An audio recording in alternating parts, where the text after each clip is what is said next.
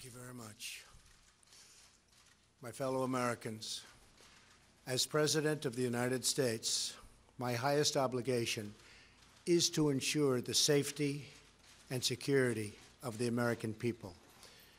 History has shown that the longer we ignore a threat, the more dangerous that threat becomes.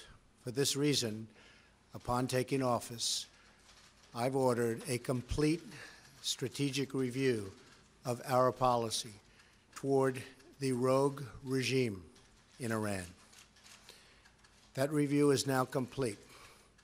Today, I am announcing our strategy, along with several major steps we are taking to confront the Iranian regime's hostile actions and to ensure that Iran never, and I mean never, acquires a nuclear weapon. Our policy is based on a clear-eyed assessment of the Iranian dictatorship, its sponsorship of terrorism, and its continuing aggression in the Middle East and all around the world.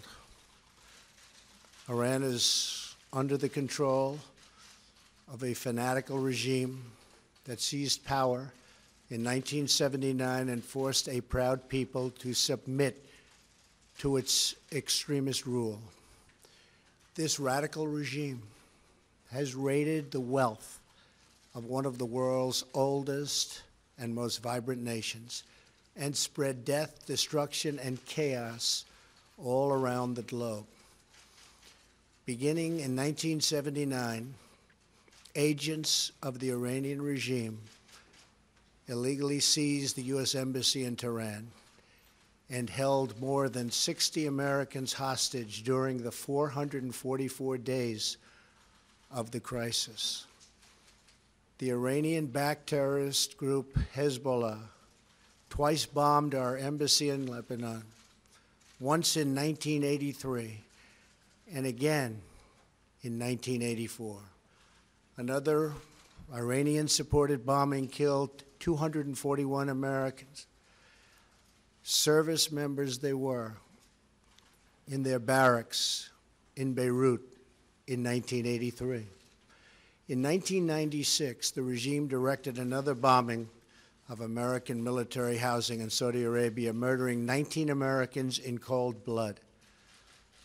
Iranian proxies provided training to operatives who were later involved in al-Qaeda's bombing of the American embassies in Kenya, Tanzania, and 2 years later killing 224 people and wounding more than 4,000 others.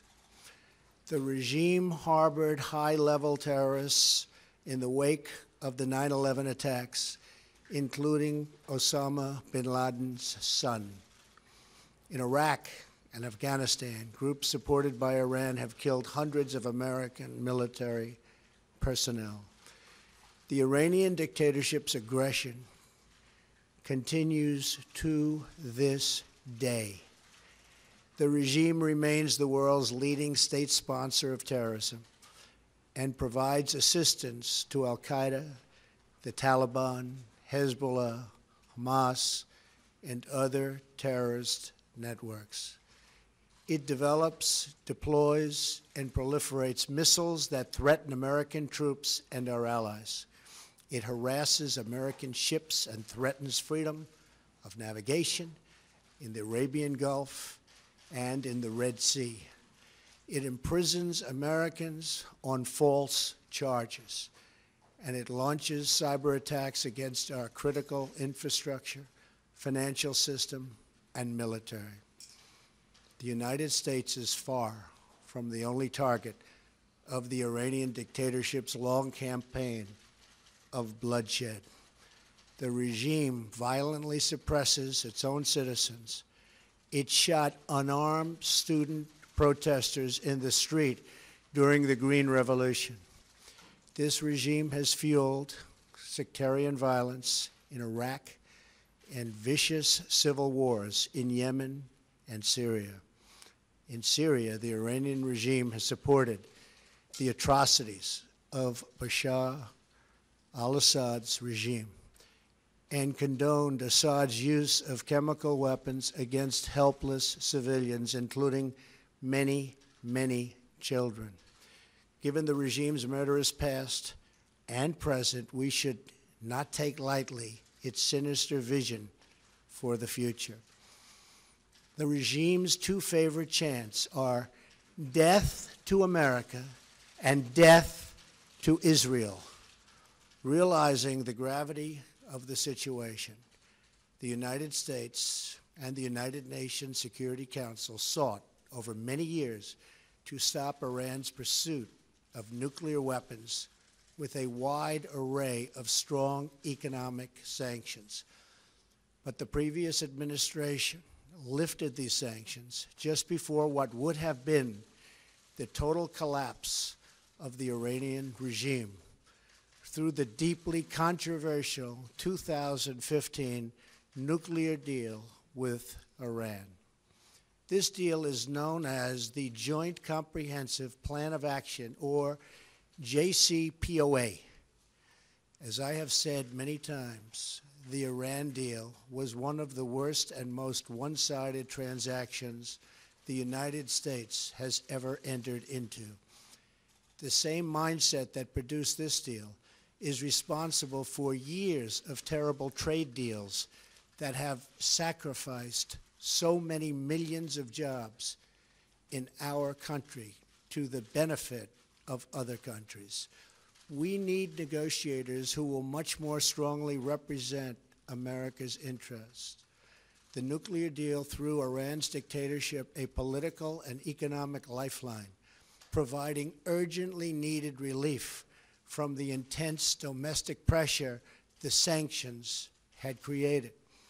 It also gave the regime an immediate financial boost, and over $100 billion its government could use to fund terrorism. The regime also received a massive cash settlement of $1.7 billion from the United States, a large portion of which was physically loaded onto an airplane and flown into Iran. Just imagine the sight of those huge piles of money being hauled off by the Iranians, waiting at the airport for the cash. I wonder where all that money went. Worst of all, the deal allows Iran to continue developing certain elements of its nuclear program, and importantly, in just a few years, as key restrictions disappear, Iran can sprint towards a rapid nuclear weapons breakout. In other words, we got weak inspections in exchange for no more than a purely short-term and temporary delay in Iran's path to nuclear weapons. What is the purpose of a deal that, at best, only delays Iran's nuclear capability for a short period of time? This, as President of the United States, is unacceptable. In other countries, they think in terms of 100-year intervals, not just a few years at a time. The saddest part of the deal for the United States is that all of the money was paid up front, which is unheard of, rather than at the end of the deal when they have shown they've played by the rules. But what's done is done, and that's why we are where we are. The Iranian regime has committed multiple violations of the agreement. For example, on 2 separate occasions, they have exceeded the limit of 130 metric tons of heavy water. Until recently, the Iranian regime has also failed to meet our expectations in its operation of advanced centrifuges. The Iranian regime has also intimidated international inspectors into not using the full inspection authorities that the agreement calls for. Iranian officials and military leaders have repeatedly claimed they will not allow inspectors onto military sites, even though the international community suspects some of those sites were part of Iran's clandestine nuclear weapons program. There are also many people who believe that Iran is dealing with North Korea. I am going to instruct our intelligence agencies to do a thorough analysis and report back their findings beyond what they have already reviewed. By its own terms, the Iran deal was supposed to contribute to regional and international peace and security. And yet, while the United States adheres to our commitment under the deal, the Iranian regime continues to fuel conflict, terror, and turmoil throughout the Middle East and beyond. Importantly, Iran is not living up to the spirit of the deal. So today, in recognition of the increasing menace posed by Iran, and after extensive consultations with our allies, I am announcing a new strategy to address the full range of Iran's destructive actions. First, we will work with our allies to counter the regime's destabilizing activity and support for terrorist proxies in the region. Second, we will place additional sanctions on the regime to block their financing of terror. Third, we will address the regime's proliferation of missiles and weapons that threaten its neighbors' global trade and freedom of navigation. And finally, we will deny the regime all paths to a nuclear weapon. Today, I'm also announcing several major steps my administration has taken in pursuit of this strategy. The execution of our strategy begins with the long overdue step of imposing tough sanctions on Iran's Islamic Revolutionary Guard Corps. The Revolutionary Guard is the Iranian supreme leader's corrupt personal terror force and militia. It has hijacked large portions of Iran's economy and seized massive religious endowments to fund war and terror abroad. This includes arming the Syrian dictator, supplying proxies and partners with missiles and weapons to attack civilians in the region, and even plotting to bomb a popular restaurant right here in Washington, D.C.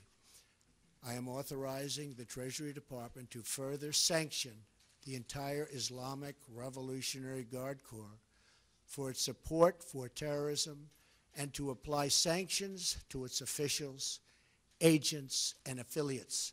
I urge our allies to join us in taking strong actions to curb Iran's continued dangerous and destabilizing behavior, including thorough sanctions outside the Iran deal that target the regime's ballistic missile program in support for terrorism and all of its destructive activities, of which there are many. Finally, on the grave matter of Iran's nuclear program, since the signing of the nuclear agreement, the regime's dangerous aggression has only escalated. At the same time, it has received massive sanctions relief while continuing to develop its missiles program. Iran has also entered into lucrative business contracts with other parties to the agreement. When the agreement was finalized in 2015, Congress passed the Iran Nuclear Agreement Review Act to ensure that Congress's voice would be heard on the deal. Among other conditions, this law requires the president or his designee to certify that the suspension of sanctions under the deal is appropriate and proportionate to measure and other measures taken by Iran to terminate its illicit nuclear program. Based on the factual record I have put forward, I am announcing today that we cannot and will not make this certification. We will not continue down a path whose predictable conclusion is more violence, more terror, and the very real threat of Iran's nuclear breakout. That is why I am directing my administration to work closely with Congress and our allies to address the deal's many serious flaws so that the Iranian regime can never threaten the world with nuclear weapons. These include the deal's sunset clauses that in just a few years will eliminate key restrictions on Iran's nuclear program. The flaws in the deal also include insufficient enforcement and near total silence on Iran's missile programs. Congress has already begun the work to address these problems. Key House and Senate leaders are drafting legislation that would amend the Iran Nuclear Agreement Review Act to strengthen enforcement, prevent Iran from developing an internet, this is so totally important, an intercontinental ballistic missile, and make all restrictions on Iran's nuclear activity permanent under U.S. law. So important. I support these initiatives. However, in the event we are not able to reach a solution working with Congress and our allies, then the agreement will be terminated. It is under continuous review, and our participation can be canceled by me as president at any time. As we have seen in North Korea, the longer we ignore a threat, the worse that threat becomes. It is why we are determined that the world's leading sponsor of terrorism will never obtain nuclear weapons. In this effort, we stand in total solidarity with the Iranian regime's longest-suffering victims, its own people. The citizens of Iran have paid a heavy price for the violence and extremism of their leaders. The Iranian people long to, and they just are longing to reclaim their country's proud history, its culture, its civilization, its cooperation with its neighbors. We hope that these new measures directed at the Iranian dictatorship will compel the government to reevaluate its pursuit of terror at the expense of its people. We hope that our actions today will help bring about a future of peace, stability, and prosperity in the Middle East, a future where sovereign nations respect each other and their own citizens. We pray for a future where young children, American and Iranian, Muslim, Christian, and Jewish, can grow up in a world free from violence, hatred, and terror. And until that blessed day comes, we will do what we must to keep America safe. Thank you, God bless you, and God bless America. Thank you. Mr. President, why don't you just build the deal? Thank you very much.